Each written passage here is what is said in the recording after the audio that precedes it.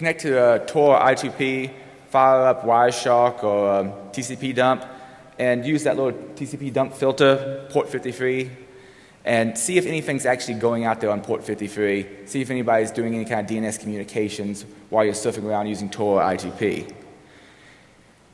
If you have Firefox set up, you may want to make sure that this particular configuration is set. You go in the about config and just set it to use remote DNS through the proxy to hopefully mitigate those kind of leaks. Now, some applications, no matter what, they don't have a setting where you can say, send everything through my SOCKS proxy to do all name resolutions. So Tor button can also help with this. Tor button actually makes some of these settings for you. Other applications vary where you have to make these settings. You may have to firewall off of machines. Port 53 entirely might be an option. Another option out there is inside of Tor, you can edit the RC file, and there's a setting called DNS port 53. You just set DNS port 53, and your local machine will now have a DNS server on it, and you can set your machine to use that as its DNS server in your IP settings, so that hopefully that would totally mitigate the problem of people being able to see your DNS traffic and figuring out where you're surfing. Another thing is grabbing content outside the darknet. I stumbled across this while I was playing around with I2P and didn't exactly have all my settings done correctly. Essentially what happens is, let's say someone requests a hidden server or an EAP site, and that service happens to have some extra stuff embedded in it. This could be a plugin. It could be just an image. In this case, I had configured an HTTP proxy using I2P, but I did not configure an HTTPS proxy. So if someone happened to have an image embedded in the page that said HTTPS, some URL to some image, it would not be going from my darknet. Instead, it would be going directly, and let's say they're serving up serial numbered images, they can quickly correlate who visited this page with this particular person who contacted me inside of the darknet.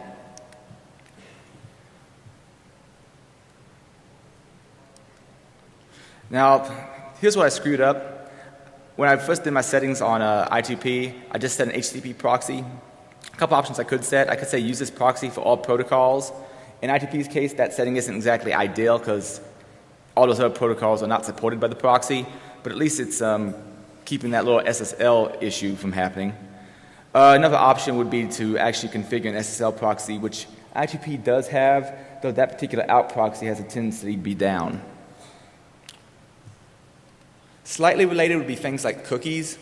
Let's say you're web surfing along, you're visiting Google, and you go, okay, I'm going to go look for some websites now, and I want to be anonymous. However, you didn't change context or anything like that, and you just said, okay, start using my Tor proxy. Well, if you got a cookie while you were outside the darknet, and you haven't changed contexts, either switched into private browser mode or use a different browser or change profiles, well, that same cookie could very well be served up to the host while inside the darknet and through it, and then go, well, I saw this person coming to me from the public internet, and now I see them coming to me from the darknet with the same cookie. I know it's the same person. There's also a possibility of making hidden services contact you. For instance, let's say someone's running a vulnerable web application on an EAP site or Tor hidden service. It's possible you could throw an exploit and payload, something like, let's say, some kind of shell execution vulnerability, and actually get that remote target server to contact you outside the darknet, and now you know who they actually are. Another example would be BitTorrent. Now, BitTorrent has a lot of issues, and all this work I've pulled from the folks whose names are at the bottom of the slide.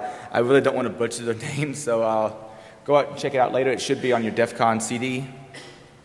But BitTorrent has multiple issues. One of its issues is if Tor is only being used for contacting the tracker, I could just watch announce messages and extension protocol handshakes to extract real IPs. Another thing is, again, if Tor is only being used for contacting the tracker and SSL is not used, I could sit there as the exit point and I could change the return peer list to point to me as one of the sources and watch for the outside contact, then try to correlate an IP based on the peer ID and the port. Another option would be, even if the peer traffic is sent over Tor, which generally most people are hopefully not going to do. First of all, using Tor for BitTorrent is kind of frowned upon, but even if you did do it, it's a pretty slow thing to do. So most people only configure the tracker for Tor use, not necessarily direct communication to other clients. But even if the peer traffic is sent over Tor, if the DHT is used, the distributed hash table is used, the IP may still be revealed because UDP packets aren't sent over Tor. So you can scrape the DHT and find out who all is sharing that particular file based on peer ID and port ID.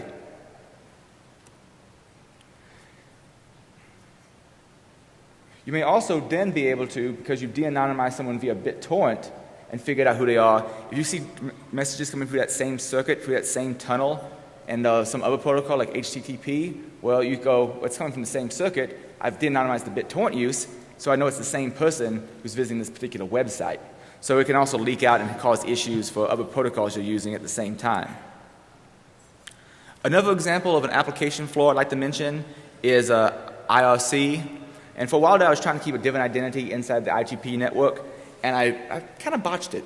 But I was using Pigeon as my IRC client, and by default, if you don't configure its ident information, whenever someone does a whois on your NIC in IRC, they can find out what username you log into a machine as. Now, in my case, if you Google up IGP and Adrian, it comes pretty quick to figure out who I am, even though I was using a different handle while I was inside of IRC.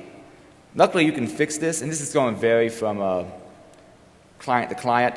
You can go in and set a username and real name, so you can put information that's not necessarily connected to you. Then when someone does a whois, it doesn't necessarily come up with the name that you logged into the box with. Probably a good call. Some general mitigations. Client-wise, make sure your browser is set to send all the traffic through the darknet. You may want to start using darknet, fire up a sniffer, test a few protocols, go, is anything leaking out to the public internet that I wouldn't want people to see? Also, look into setting up firewall rules on a box so that nothing can go out besides going out through the darknet's port. Limit the plugins used. If you decide that you want to use every single possible plugin out there, you don't know whether or not they properly respect proxy settings, you're probably going to be hosed. And using a separate browser, like I keep a copy of the Tor browser bundle that I've also configured so I can switch between it and the IGP back and forth, separate from everything else, and then I only use that for accessing these networks, and I don't use my core web browser at all. Also, you might want to check when you're using one of these darknets, visit one of these sites like decloaker.net and Panopticlick. Decloaker.net is from the same people that do the Metasploit project. Basically, they try a bunch of different, embedding a bunch of different file types, like let's say Word docs, and they try a few different plugins and so forth, and try to get something not to respect your proxy settings in your browser and find out your real IP address that way. Panopticlick is somewhat similar. It's more about trying to figure out how anonymous you are via your user agent string and a few other factors like JavaScript, what JavaScript returns. And it tries to figure out of this many hundreds of thousands of people, how unique is your particular web browser. Obviously, you don't want to be unique, because if you are unique, then you can be profiled.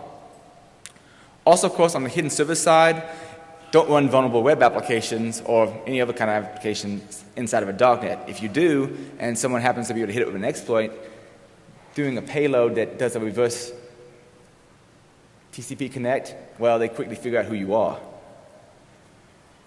Also, don't run on a box that routes to the public internet. If you're going to have a box that you want to host stuff as a hidden service or a Tor EAP site, there's no real reason it has to contact the internet other than just the darknet client, and it could actually be running on a different machine and on your network. The darknet client could be running on another machine and just communicate and forward all its port activity, but the box you're actually running can't directly contact the internet no matter what people send it. And that might be a good call as well. Another class of attack I'd like to talk about is attacks on central resources and infrastructure attacks, as well as just general DOS attacks. Now, as far as DOS attacks on an individual host inside the network, more than likely, most of the blunt of the damage was going to happen to all the nodes between you and them. So it's going to be more of a DDoS against the network than any individual hidden server inside of it.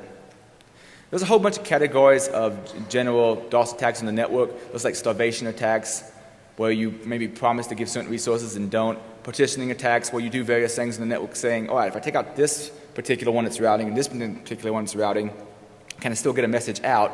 I've split down the network and I start whittling it down towards a smaller cross-section, and I have less possible people to have to look at. And of course, there's this flooding, just sending a crap ton of stuff into the darknet to disturb it. Standard DDoS attacks, generally speaking, well, first of all, people who do DDoS for the sake of being a political advocate, thank you. Yeah, just don't. And if you're going to do it, definitely don't do it over Tor, because you're going to be destroying Tor, not whoever you're targeting anyway. But I find the maturity, if you're into free speech, then pretty much at all times, DDoS is wrong. You can debate with me about that in the Q&A session later on. I'm sure someone would want to.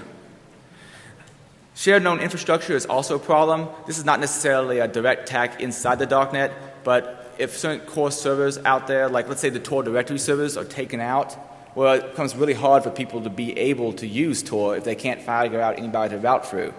Similar things with I2P. If the I2P website went down, a lot of people wouldn't know where to download the client. Also, they have,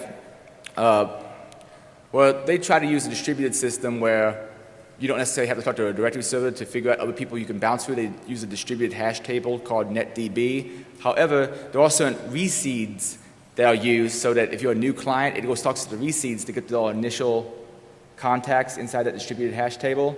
If you don't have that initial reseed, if you can't contact that, well, you're pretty much not going to be able to get on the network. Also, of course, total or severe blocking of the internet will keep a darknet from functioning at all, obviously. Now, a few instances have happened in the past. Back in 2009, when China blocked some of the Tor directory servers, this caused huge issues for people being able to use Tor. Luckily, there's mitigations out there for that. There's also other general blocking of the internet that's happened, like Egypt and Libya and Iran in more recent days. So let's say someone DOSes the directory server. If they do that, then you can't find nodes to route through. If you can't find nodes to route through, you can't get on Tor. General mitigation? Well, for Tor, there's something called bridge nodes. Instead of having all the routers in Tor be announced via the directory servers, you can actually find out these bridge nodes in other ways. It could be something like email someone at the Tor project and they send you back a small list of bridge nodes. Or you could maybe meet someone at a conference and say, yeah, I run a bridge node in that particular country. Here, connect to this and I'll get you on the rest of the network. The core idea is not to have all your eggs in one basket where someone can easily block all access to Tor. Distributed infrastructure may help. For instance, I2P, instead of having core directory servers, tries to do everything in a distributed hash table where everybody's kind of responsible for sharing this information. And once you get in the network and you've had some time to get well integrated into it, this kind of information just comes to you, and it's sort of like a distributed database. So that might help somewhat, but even I2P does have some central infrastructure. Protocol obfuscation may help in some cases so that people don't know that you're using Tor or I2P, and I know both of those projects are working on better forms of obfuscation, because in some cases, like I said before, depending on what country you're working out of, just the fact that you're hiding something may be enough for someone to come knocking on your door. Also, total and severe blocking of the internet, that's a little bit harder problem to get around, and this is one I'd really like to do more research on, so if anybody has any information on this, come up to me during the Q&A session. I'd like to hear it. Mesh networks. The core